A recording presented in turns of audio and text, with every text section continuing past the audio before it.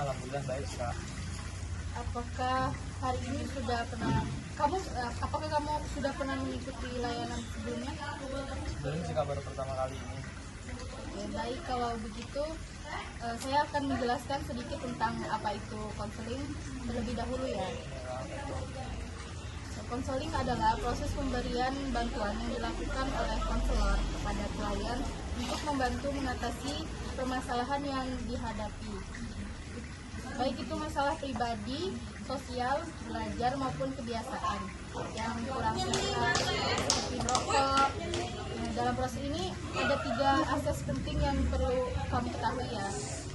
Yang pertama itu kerahasiaan. Kerahasiaan itu artinya semua informasi yang kamu sampaikan kepada saya itu akan dijaga sepenuhnya. Yang kedua, kesukarelaan. Artinya kamu datang ke sini tanpa pemaksaan siapapun. Ketiga, keterbukaan. Artinya kamu bersedia untuk jujur dan terbuka dalam menyampaikan apa yang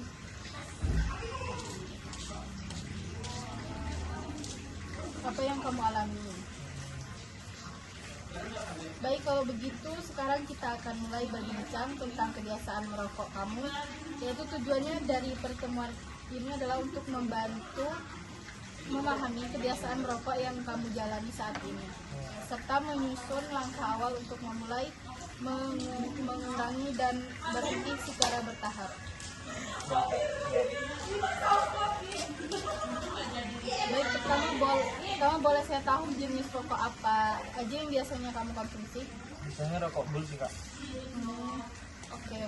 Kalau satu bungkus itu sekarang harganya berapa sih? Sekarang harganya sekitar 30 ribuan. Dalam sehari kamu bisa menghabisin berapa batang? Sehari mungkin 10 sampai 12 batang Kak. Berarti dalam sebulan kurang lebih kamu bisa habisin sekitar ini ya, 400 batang gitu. Itu kurang lebihnya. Berarti jumlahnya cukup banyak ya. Kalau boleh tahu kamu mulai merokok itu dari usia berapa? Dari usia 17 tahun ya. Jadi sekarang kamu udah merokok sekitar 17 tahun ya? Ya, maksudnya mulainya dari 17 tahun. Udah 17 tahun. Kalau sekarang udah 4 tahunan lah. Berarti 7 tahun itu bukan waktu yang bentar ya? Berarti selama kamu ngerokok sejauh ini, kamu ngerasa dampak apa aja yang pernah kamu rasain selama kamu ngerokok? Mungkin saya kan orangnya suka olahraga, mungkin pas olahraga sering ngos-ngosan gitu sih. Kalau dalam kehidupan sehari-hari misalnya di keluarga kayak kuliah atau hubungan sosial, ada nggak yang berpengaruh? Mungkin di keluarga juga kalau pas kami ngobrol sama orang tua itu mungkin ya yang ganggu lah kalau ngobrol sama orang tua sambil merokok. Oke, sekarang saya pengen tahu dari kamu sendiri, menurut kamu ya, apa keuntungan kalau kamu berhenti merokok? Keuntungannya apa? Untungnya mungkin lebih nikmat dan hidup sehat sih. Itu alasan kuatnya ya. Yang catatannya sih yang penting dan akan sangat membantu itu kayak langkah-langkah selanjutnya kamu berhenti merokok gitu ya. Oke. Oke, terima kasih ya atas keterbukaannya dalam sesi ini. Sekarang kita akan telaah hasil dari kuesioner yang kamu isi kemarin. Saya ingin membahas beberapa hal yang penting dari hasil tes tersebut. Yang pertama, baik berdasarkan jawaban kamu. Yang kedua, kamu merokok 1 sampai 10 batang per hari. Itu skornya 0.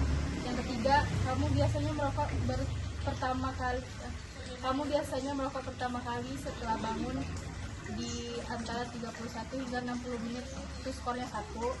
Yang keempat, rokok yang paling kamu sulit tinggalkan adalah setelah makan siang, bukan yang pertama pagi hari, jadi skornya 0.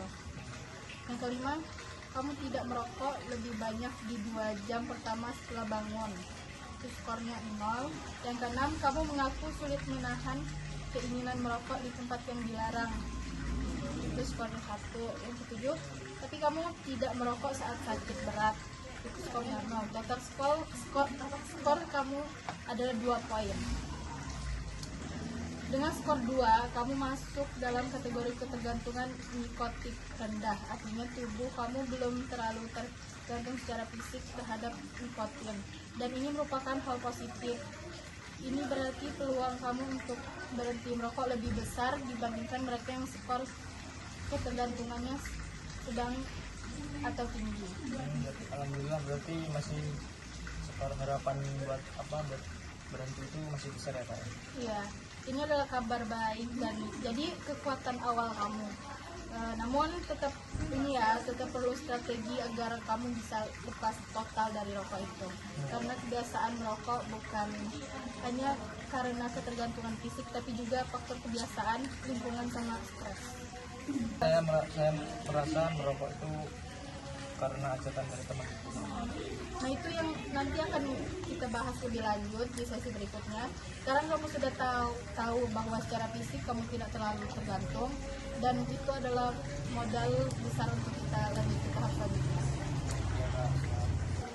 Oke, kita sudah sampai di bagian terakhir dari sesi hari ini, yaitu membuat rencana tindak lanjut. Tujuannya supaya kamu punya langkah-langkah konkret yang bisa kamu lakukan mulai hari ini. Gimana, kamu siap? Iya, siap Kak. Bagus, kita mulai dari satu hal penting dulu berdasarkan kebiasaan kamu. Titik paling rawan untuk merokok itu kapan? Titik paling rawan itu sehabis makan sih Kak. Baik, berarti kita buat strategi sederhana untuk 2 situasi itu dulu ya. Yang pertama itu langkah bagus. Nah, sekarang kita buat satu komitmen kecil selama 3 hari ke depan. Pilihan 1, tidak merokok di pagi hari. Yang kedua, tidak merokok setelah makan. Yang selanjutnya, mengurangi jumlah rokok per hari jadi setengahnya.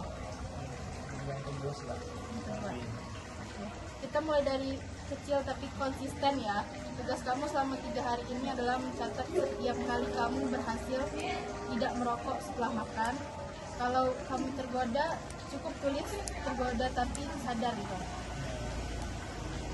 Nanti kita ketemu lagi minggu depan. Kamu bawa catatan itu, kita evaluasi bareng. Kalau perlu, saya bantu dengan latihan ACT.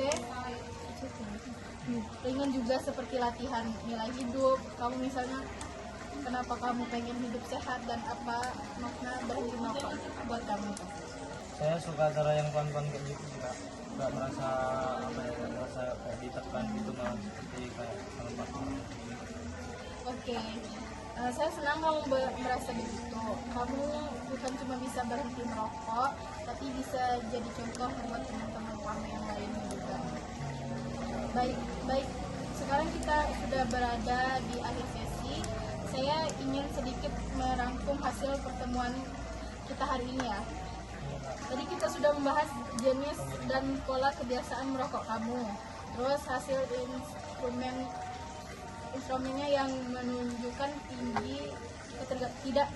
ketergantungan kamu masih rendah.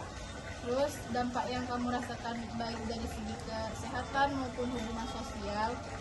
Habis itu kita juga telah menyusun strategi awal, yaitu menghindari merokok setelah makan, mengganti kebiasaan dengan aktivitas positif, serta mulai mencatat momen starting dan keberhasilannya.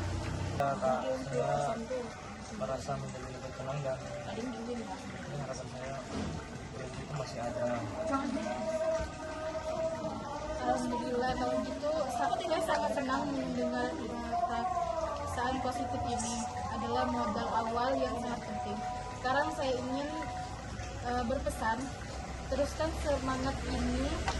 Ingat, perubahan itu butuh waktu dan usaha. Tapi kamu sudah memulai hari ini dan itu luar biasa. Setiap kali kamu merasa ingin menyerah, coba ingat alasan kenapa kamu ingin berhenti. Demi kesehatan orang tua dan masa depan kamu.